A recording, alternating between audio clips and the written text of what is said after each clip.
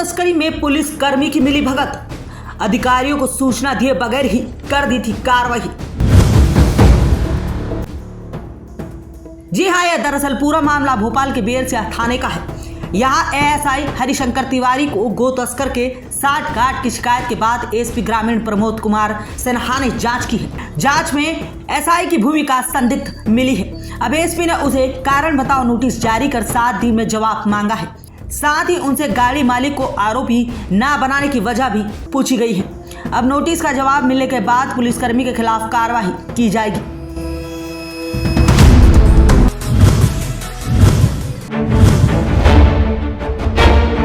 फर्जी सर्टिफिकेट से 40 साल तक बना रहा पुलिसकर्मी, 19 साल की उम्र में बना था आरक्षक।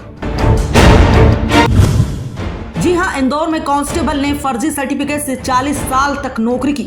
कोर्ट ने उसे दोषी पाते हुए 10 साल की सजा सुनाई है।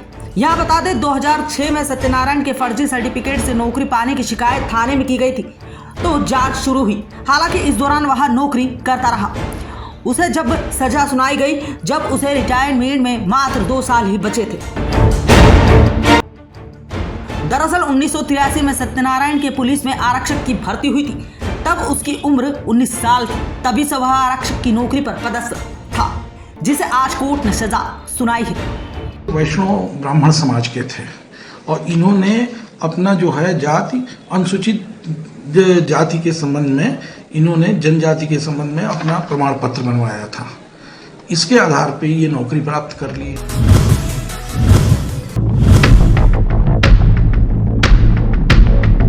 स्क्रीन पर जो आप ये तस्वीर देख रहे हैं, यह पल्सर बाइक पर सवार महिला पुरुष दरअसल शातिर चोर हैं। जी हाँ, फिल्म बंटी बबली की तर्ज पर दोनों ने ही अपनी हाथ की सफाई की कला दिखाई और ज्वेलर्स की दुकान से 5 गोल्ड चेन लेकर रफू चक्कर हो गए। यह दोनों वहां लगे सीसीटीवी कैमरे में बाइक पर जाते हुए कैद हो गए। दरअसल ये पूरा मामला खाराकुआ थाना क्षेत्र का है। यहाँ पटनी बाजार में डीएस ज्वेलर शॉप से महिला और पुरुष 5 गोल्ड चेन चुरा ले गए, जिनकी कीमत करीब 2.5 लाख रुपए बताई जा रही है। यह घटना शुक्रवार की है। दरअसल लखेरवाड़ी क्षेत्र में डीएस ज्वेलर्स पर शुक्रवार दोपहर करीब 2:30 बजे महिला पुरुष काले रंग की पल्सर बाइक से पहुंचे। दोनों ने दुकानदारों को बातों में उलझाकर चोरी की वारदात को अंजाम दिया और रफू चक्कर हो गए। यहाँ बता दें, यह घटना को अंजाम देने से पहले दोनों आरोपी नवपात ज्वेलर्स पर भी गए थे। दोनों आरोपियों का फरार होते हुए एक सीसीटीवी फुटेज भी सामने आया है। आरोपी महिला व पुरुष बिना नंबर की बाइक काले कलर की पल्सर पर आए थे। संभवतः बाइक भी चोरी की जताई जा रही है। फिलहाल पुलिस पूरे मामले की जांच पड़ताल कर अब इन शातिर दोनों चोर बंटी बबली की तलाश कर रही है। कुछ 3 चेन हमारी दुकान से गायब कर दी। हम समझ पाते देख पाते इतनी देर में दुकान से वो चल गए। उसके बाद उन लोगों ने दुकान में दूसरे बाजार में गए थे, कम से कम 8 से 10 दुकान पे गए थे। तो मुझे ये पता चला है बाद में कि इन लोगों ने 2 दिन पहले गुना पे सराफा बाजार में भी इस प्रकार की हरकतें करी है।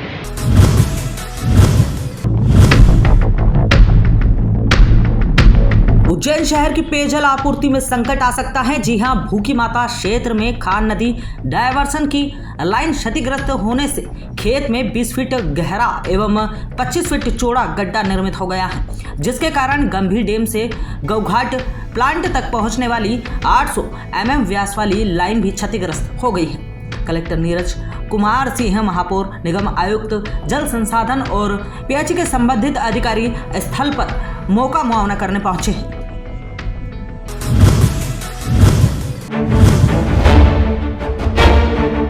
देवास जिले के ग्राम भमौरा और भागसरा में दलित समाज के लोगों के साथ हुई मारपीट के विरोध में शुक्रवार को पीड़ित परिजन भीम आर्मी के साथ पहुंचे और आरोपी के खिलाफ कड़ी कार्रवाई की मांग की।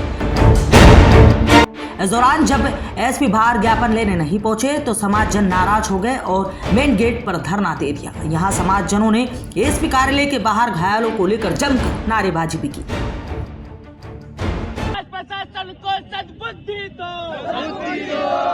मामले हैं, टोको थाना क्षेत्र का मामला है, सोनकच्छ का है, जिसमें एट्रोसिटी से जुड़ी हुई एफआईआर दर्ज हुई है और उसमें घायलों को चोट भी है। वर्तमान में जो मेडिकल रिपोर्ट है और जैसी फरियादी के द्वारा रिपोर्ट की गई है उस हिसाब से कार्रवाई करके इस मामले को जांच की जा रही है।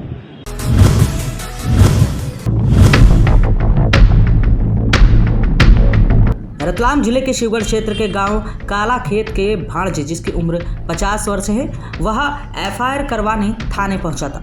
इस दौरान एफआईआर में 2 आरोपियों का नाम नहीं लिखने से नाराज 50 साल के किसान ने शिवगढ़ थाने में जहर खा लिया। किसान को जिला अस्पताल में भर्ती किया गया है। किसान ने पुलिस पर पक्षपात का आरोप लगाते हुए कहा कि रिपोर्ट करते समय मैंने 5 नाम बताए थे, लेकिन 3 पर ही केस दर्ज किया है। फरियादी शुक्रवार को आवेदन लेकर थाने पहुंचा था, जहां पर वह नाराज हुआ और उसने जहर खा लिया।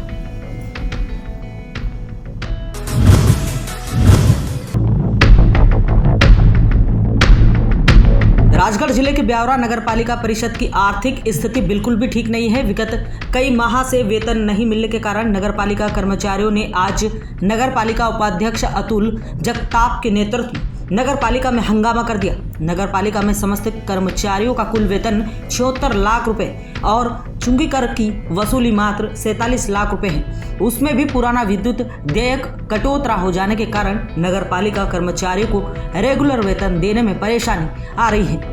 गत दिनों सफाई कर्मियों ने हड़ताल की तो उन्हें 2 दिन बाद वेतन आहरण कर दिया गया था। नगर पालिका उपाध्यक्ष अतुल जगताप ने कहा कि नगर पालिका के कर्मचारियों की परेशानी को दूर करना मेरा कर्तव्य है। यदि कर्मचारियों की परेशानी को दूर नहीं कर पाया तो मुझे कुर्सी पर बैठने का कोई अधिकार नहीं है। मैं स्पष्ट बोल रहा हूँ, आप चुंगी की बात कर रहे हैं और ऐसी बात कर रहे हैं और 1 महीने की डल जाएगी और वो डल जाएगी, या तो आप लिख के दे दें कि नगर पालिका सक्षम नहीं है, सक्षम अधिकारी आप लिख के दे दें कि कर्मचारी को तनख्वाह देने के लिए नगर पालिका सक्षम नहीं है। और नहीं तो आप भी जानते हैं, मैं भी जानता हूँ और ये सब जानते हैं कहाँ धांधली मच रही है, कहाँ चोरी, क्यों नहीं रोक लगा रहा है।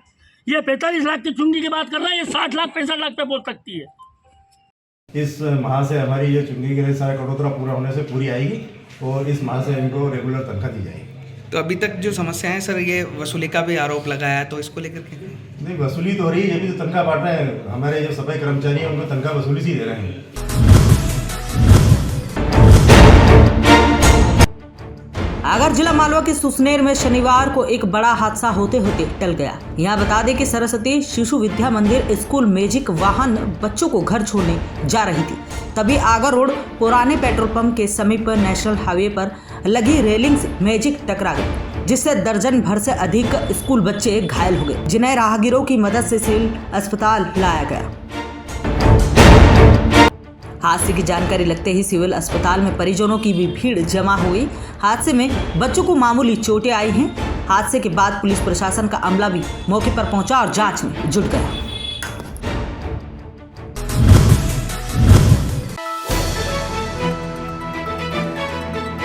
वित्त मंत्री निर्मला सीतारमण ने गुरुवार को अंतरिम बजट प्रस्तुत किया, जिस पर कांग्रेस की प्रतिक्रिया सामने आई है। कांग्रेस के प्रदेश प्रवक्ता नीलाभ शुक्ला ने कहा कि बजट भाषण बहुत छोटा और निराशाजनक था, बहुत अधिक बयानबाजी थी, कई मुद्दों को छुआ नहीं गया, बेरोजगारी जैसे मुद्दे का उल्लेख ही नहीं किया गया। उन्होंने कहा कि यह सरकार अपनी विफलता को भी सफलता के रूप में पेश करेगी। आम भारतीय मतदाता से पूछे कि सरकार की नीतियों से उसकी जेब में क्या मिला, तो इसका जवाब मिल जाएगा कि देश का आम आदमी क्या सोचता है। इसका आम जनता से कहीं कोई सरोकार नहीं, न तो इस पर किसानों की कोई बात होती है, न युवाओं के रोजगार की बात होती है, जो कि एक देश एक ज्वलंत समस्या से गुजर रहा है। युवाओं में एक बड़ी बेरोजगारी हो रही है, लेकिन उस पर कोई चर्चा नहीं होती है। महिला सुरक्षा एक महत्वपूर्ण मुद्दा है देश का, उस पर कोई बात नहीं, उस पर कोई योजनाएं नहीं बनाई जाती। देश की सुरक्षा पर कोई बात नहीं की जाती। रुपए का मूल्य कैसे बढ़ा जाए, उस पर कोई चर्चा नहीं की जाती है। अर्थव्यवस्था कैसे सुधार दी जाए, व्यापार धंधे कैसे सुधारे जाए, उस पर कोई चर्चा नहीं की जाती है।